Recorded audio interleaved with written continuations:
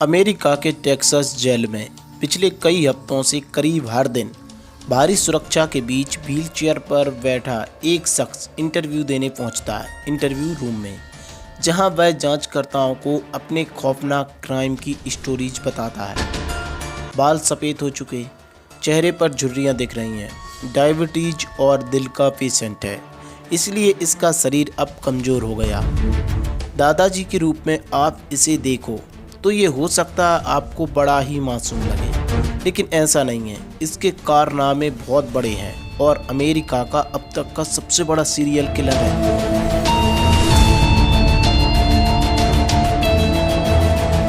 दीवार पर टंगे आप इन चित्रों को देख रहे हो। आपको लगता होगा कि किसी कलाकार ने सामने से देखकर चित्र बनाए होंगे, तो ऐसा नहीं है। जनरली हम किसी से पहली बार मिलें तो उसका चेहरा लगभग कितने समय तक याद रख पाएंगे? बहुत से बहुत 1 महीना। आप इन चित्रों को देख रहे हो, इनकी एक खास बात है, ये सभी लोग अब इस संसार में नहीं रहे, इनका कत्ल हो चुका। कातिल ने इन सभी का कत्ल 1970 के दशक से 2005 के बीच किया और कातिल यानी कि सैमुअल लिटिल ने चित्र लगभग 2018 में बनाए, यानी लगभग 48 साल बाद। जिसका उसने कत्ल किया उससे वो पहली बार मिला और उसकी मेमोरी इतनी तेज कि उसने 48 साल बाद उसका चेहरा हूबहू बना दिया। और जब पुलिस ने केस की तफ्तीश की तो पुलिस भी वही फेस पाती है जो उसने 2018 में बनाया।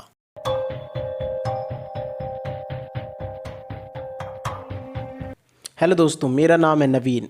हमारे इस चैनल पर क्राइम से रिलेटेड वीडियोज आते हैं। अगर आप हमसे जुड़ना चाहते हो तो हमारे चैनल को ज़रूर सब्सक्राइब कीजिएगा। और चलिए स्टार्ट करते हैं इस वीडियो की तरफ। 7 जनवरी 1940 रियोनाल्ड जॉर्जिया यूएसए में एक लड़के का जन्म होता है। इस लड़के का जन्म तो नॉर्मल ही होता, सब कुछ नॉर्मल था, लेकिन जिन परिस्थितियों में इस लड़के का जन्म हुआ तो वो परिस्थितियां नॉर्मल नहीं थी, क्योंकि इस लड़के का जन्म जेल में होता है। इसकी माँ जेल में ही सज़ा काट रही होती है जब इसका जन्म हुआ था। अब जब इसकी माँ जेल में थी तो इसकी परवरिश इसकी दादी ने की। इस लड़के की माँ एक वेश्या होती हैं। जब इस लड़के की माँ जेल में थी तो इसकी परवरिश इसकी दादी ने की थी, और दादी जो कि अब बूढ़ी हो चुकी थी, तो ये लड़का पास ही के एक गवर्नमेंट स्कूल में पढ़ाई करने के लिए जाने लगता है। अब समय के साथ जब सभी बच्चे अच्छे से पढ़ लिख रहे होते हैं तो ये लड़का पढ़ाई में ज़्यादा ध्यान नहीं देता, मतलब कि गुंडागर्दी आवागर्दी में इसका रुझान कुछ ज़्यादा ही होता है पढ़ने की अपेक्षा। स्कूल में भी इस लड़के ने बहुत ज़्यादा मिसबिहेव बना रखा था। इसको लगता था कि टीचर्स ने इसके साथ मिसबिहेव बना रखा है, तो ये स्कूल जाना बंद कर देता। और जब स्कूल जाना बंद कर देता है तो अब ये बहुत ज़्यादा आज़ाद हो जाता है। इसकी दादी अब इसको समझाने में असमर्थ होती हैं। Its grandmother is unable to explain. बहरहाल अब ये स्कूल जाना तो बंद कर ही देता है। अब ये आवागर्दी गुंडागर्दी दिखाना स्टार्ट कर देता है। चूँकि अब इसके कान खींचने वाला कोई नहीं होता, इसको समझाने वाला कोई नहीं होता, तो ये इतना ज़्यादा गलत ट्रैक पर चला जाता है कि धीरे धीरे चोरी चपाटी लूटपाट करना ही स्टार्ट कर देता है। और ये अपना मुख्य काम लूट करना जारी रखता है। कई बार पुलिस के हत्थे चढ़ता है, लेकिन चोरी डकैती का केस कितना ज़्यादा लंबा बनेगा, और ये कई बार छूट जाता है। जो कि मैंने कहा कि अब ये चोरी लूटपाट करना स्टार्ट कर देता है तो कई बार इसके झगड़े भी हो जाते हैं, और इसी सिलसिले में इसने मारपीट भी ठीक ठाक सीख ली थी। अब इसको बॉक्सिंग का शौक़ था तो इसने बॉक्सिंग भी सीख ली और अपने पंच की ताकत को इतना अच्छा बना लिया और इतना स्ट्रॉन्ग हो गया, समय के साथ औरों से स्ट्रॉन्ग हो गया था। अब गजब की बात ये आप ये देखिए कि इसकी हाइट भी कम नहीं थी, हाइट भी लगभग 6 फीट से ज़्यादा थी। वैसे भी यूएसए साइड का एरिया है ना, मतलब कि ये नॉर्थ अमेरिका, साउथ अमेरिका और यूरोप टाइप का, यहाँ के लोगों की हाइट इंडियन से कुछ ज़्यादा होती है। तो यहाँ पर 6 फीट हाइट होना बड़ी बात नहीं, नॉर्मल ही होता है, सबकी इतनी इतनी होती है। इसने 1970 से 2005 तक कई घटनाओं को अंजाम दिया, कई हत्याएँ की, लगभग 93 हत्याएँ इसने कर दी जो ऑन रिकॉर्ड थी।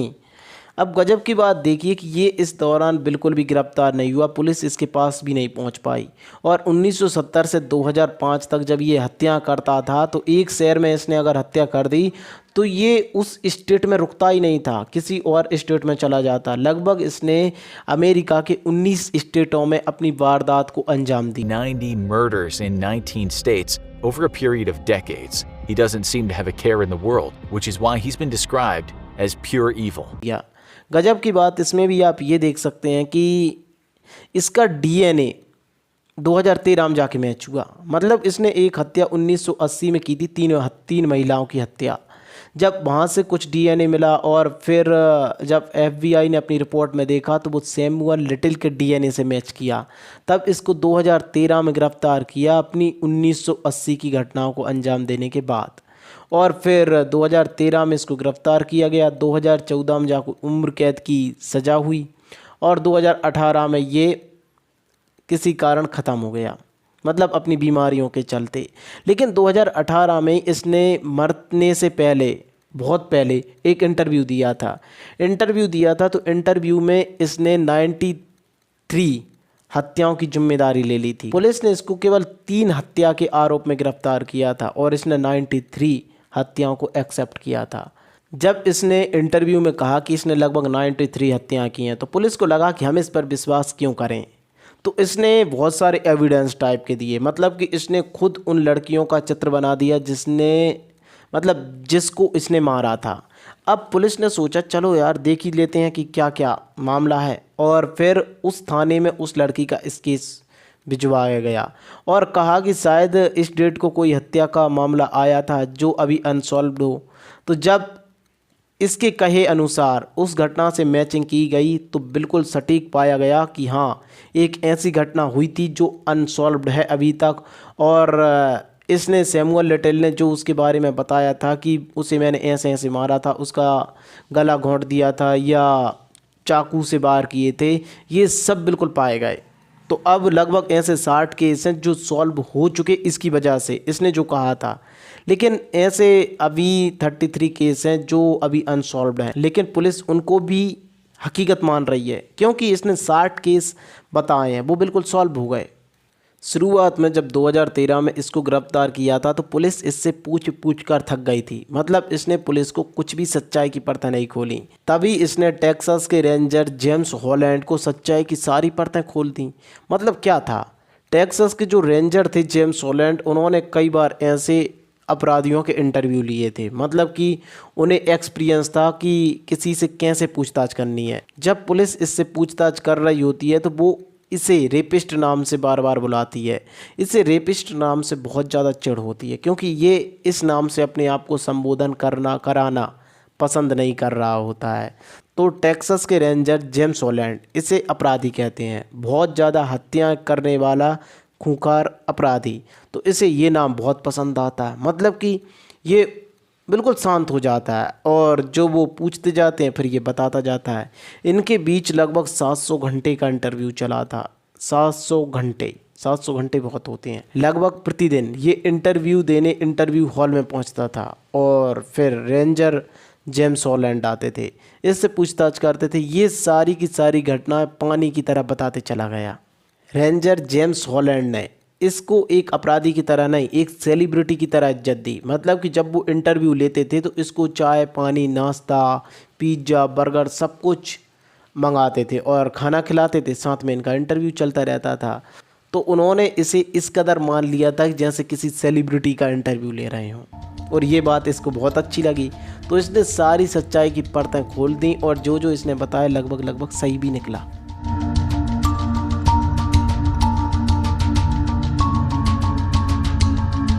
लिटिल का इंटरव्यू लेने के बाद टेक्सास रेंजर जेम्स हॉलैंड एक न्यूज़ को इंटरव्यू देकर ये बताते हैं कि लिटिल की याददाश्त इतनी तेज थी कि 1976 में उसने मरियम चिजमैन का गला घोंटा था। तो उसने उस जगह का डिस्क्रिप्शन कुछ ऐसे दिया कि वहाँ एक चर्च था वाइट रंग का और वहाँ कई मेहराब बने थे। वो चर्च तो वाइट था पर उसका कलर निकल गया था, मतलब ब्लैक हो गया था। ये बात वो 2018 को बता रहा था कि चर्च का कलर निकल गया। लगभग 42 साल बाद। क्या आप इतनी छोटी सी बात याद रखोगे कि किसी बिल्डिंग का कलर निकल गया और उसको अभी कलर करने की ज़रूरत है, जब वो किसी घटना को अंजाम दे रहा था। अब इसने किए कुछ कारनामे मैं आपको बताता हूँ। जैसे डेनिस ब्रदर्स एक वेश्या थीं, 1994 से लापता हुई, पर घर वालों ने सब जगह देखा और पुलिस में रिपोर्ट करवाई, लेकिन वो नहीं मिली और 1 मंथ बाद उनकी बॉडी खाली पार्किंग स्थल के पीछे मिली। लेकिन कातिल कौन था, डेनिस का पता नहीं चल पाया और आज तक पता नहीं चला था। उसी क्राइम की घटना लिटिल ने टेक्सास रेंजर को बताई, मतलब 2018 में अपने इंटरव्यू में बताई। And that's why she rolled. So this is a slope right off the road. Yeah. Okay. And tell me about how far do you think you were outside? और तब जाकर वो केस सॉल्व हुआ लगभग 24 साल बाद, जब पुलिस ने उस केस को फिर से ओपन किया। लिटिल ने बताया कि 1971 या 1972 में उनकी मुलाकात मियामी, फ्लोरिडा में एक आकर्षक 18 से 19 साल की ट्रांसजेंडर अश्वेत महिला से हुई थी। लिटिल को याद आया कि उसका नाम मैरियन था। लिटिल ने कहा कि मैरियन 5.6 या 5.7 फुट लंबी और लगभग 140 पाउंड वजन की थी। लिटिल की मुलाकात मैरियन से मियामी के 17वें एवेन्यू के पास द पूल पैलेस के पास हुई थी। कुछ दिनों के बाद वे ओवर टाउन के एक बार में फिर मिले, जहां लिटिल ने उसे घर तक छोड़ने की पेशकश की। लिटिल ने कहा कि मैरियन ब्राउन्सविले और लिबर्टी सिटी के बीच कई अन्य रूममेट्स के साथ रहती थी और वह हाईवे नंबर 27 से आगे एवरग्लेड्स की ओर चला गया और एक कच्ची सड़क की ओर मुड़ गया, जो एक नदी या दलदल की ओर जाती थी। लिटिल ने मैरियन के शरीर को लगभग 200 गज तक घने कीचड़ भरे पानी में घसीटा। लिटिल ने अपने इंटरव्यू में ये बताया। लिटिल ने कहा कि 1992 और 1994 के बीच लिटिल रॉक अरकानसास के एक अस्थायी क्षेत्र में उनकी मुलाकात एक अश्वेत महिला से हुई थी। उन्हें याद है कि जब वे मिले थे तब विंटर का सीजन था और बर्फ़बारी हो रही थी। उन्होंने बताया कि महिला 24 वर्ष की थी लगभग, और उसकी लंबाई 5 फीट 5 इंच से 5 फीट 7 इंच के बीच थी और उसका वजन लगभग 200 पाउंड था। लिटिल उसके साथ लगभग 3 दिनों तक रहा। उसने कथित तौर पर महिला के साथ दुकान में चोरी की, फिर उसने सामान बेच दिया। रिकॉर्ड बताते हैं कि लिटिल को वास्तव में 20 अप्रैल 1994 को क्रोगर से दुकान में चोरी करने के लिए नॉर्थ लिटिल रॉक पुलिस विभाग द्वारा गिरफ्तार किया गया था। लिटिल के अनुसार उन्हें लगभग 3 घंटे बाद रिहा कर दिया गया ताकि वह अपनी गाड़ी को किराना स्टोर की संपत्ति से हटा सके। लिटिल ने कहा कि जब वह अपनी गाड़ी में वापस आया तो महिला अंदर सो रही थी। उसने पहले महिला को उसके पूर्व प्रेमी से मिलवाया, जिसका नाम बियर था। लिटिल का मानना है कि बियर अब मर चुका, और फिर लिटिल और वो लड़की कच्ची सड़क पर गाड़ी चलाई, महिला का गला घोंटकर उसे मार दिया। लिटिल ने बताया कि उसने महिला का शव को मकई के खेत में या उसके पास शाखाओं या पुराने मकई के डंठलों के ढेर पर रख दिया था। उसका मानना है कि महिला का नाम रूथ हो सकता है। लिटिल ने लगभग ऐसी सटीक डिटेल के साथ उन 93 महिलाओं का डिस्क्रिप्शन दे रखा है जिसका उसने कत्ल कर दिया था, लेकिन किसी भी महिला से उसने रेप के बारे में कोई भी बात एक्सेप्ट नहीं की। लेकिन उसकी बताई इन्फॉर्मेशन के आधार पर अगर पुलिस ने इन्वेस्टिगेशन की तो पुलिस ने पाया कि कई महिलाओं के साथ रेप हुआ था। लिटिल ने अधिकतर उन लड़कियों को अपना शिकार बनाया जो वेश्याएं थीं, नशे करती थीं और समाज की मुख्य धारा से अलग हो चुकी थीं, यानी जो जिए या मरें किसी को कोई फ़र्क नहीं पड़ता, जिनके फैमिली में ऐसा कोई नहीं था जो उन्हें ढूंढने का प्रयास करे, और इनमें से सबसे ज़्यादा अश्वेत महिलाएं थीं। लिटिल ने जिस दुनिया में शिकार किया वहां गवाहों को ढूंढना या तो मुश्किल था या फिर उन पर अदालत में जाने की कोई उम्मीद ही नहीं थी। जब वे आए तो जूरी के सदस्य अक्सर उन पर विश्वास करने के लिए तैयार नहीं होते थे। तो दोस्तों, ये था यूएसए का सबसे बड़ा सीरियल किलर।